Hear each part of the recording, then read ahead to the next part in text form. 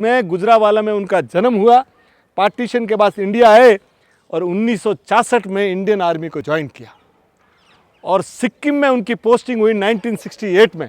और देखिए, एक बार वो घोड़ों के साथ रसद लेके जा रहे थे और उनका पांव फिसल गया 14,000 फीट से और नीचे गिरे खाई में, और बहती नदी थी और बहते नदी में वो पार हो गए। भारतीय सेना ने 3 दिन तक उनके लिए अभियान चलाया, वो मिले नहीं। सोचा अपने हाथ में नहीं आएंगे। उनका एक दोस्त था प्रीतम सिंह। रात को प्रीतम सिंह के सपने में आए बाबा हरभजन सिंह और बोला कि मेरी लाश वहाँ पड़ी और मेरी राइफल वहाँ पड़ी है। और वो सब सचेत रह गए कि ये क्या बात है कि सपने में बात आनी और ये सब चीज़ें, उनको विश्वास नहीं हुआ। थोड़े दिनों बाद वो आए बाबा प्रीतम सिंह के मेरी यहाँ पे समाधि और मंदिर बनाया जाए।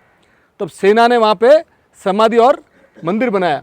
मंदिर बनाया तो देखते क्या है कि लोग वहाँ जो पानी लेके जाते थे ना, वो 21 दिन तक पीते थे, उसके बाद स्वस्थ हो गए। अब क्या हुआ कि बाबा हरभजन सिंह क्या करते थे कि वो रोज रात को कहीं भी चीनी लोग घुसपैठ कर रहे हैं, कहीं भी तंबू गाड़ रहे हैं, तो अपने सेनाओं के जवानों के सपने में आके बोलते थे कि कल सुबह वहाँ जाना, वहाँ पे घुसपैठ हो रही है, परसों वहाँ पे तंबू लग रहा है। वहाँ के जो बड़े अधिकारी थे ना, वो भी ताज्जुब किए। तब बोला कि भाई इनको ये समझिए कि ये ड्यूटी पे है। तो उनको शहीद होने के बाद वो पहले व्यक्ति है जिनका प्रमोशन जारी रखा, यानी ही वॉज ऑन टेक। अब सोचिए उनको, अब वो चीनी सेना वाले आने के बोलने लगे कि साहब आपका यहाँ पे एक जो है कोई आपका जवान हमारे यहाँ आता है। भाई हमारा जवान तो यहाँ बैठा है, आपका जवान क्या है? नहीं सर ऐसा ऐसा है। तो उन्होंने फोटो बताई, ये बोले हाँ ये सफ़ेद घोड़े पे आते हैं। बोले इनको तो शहीद हुए 20 साल हो गए। बोले क्या बात करते हो आप?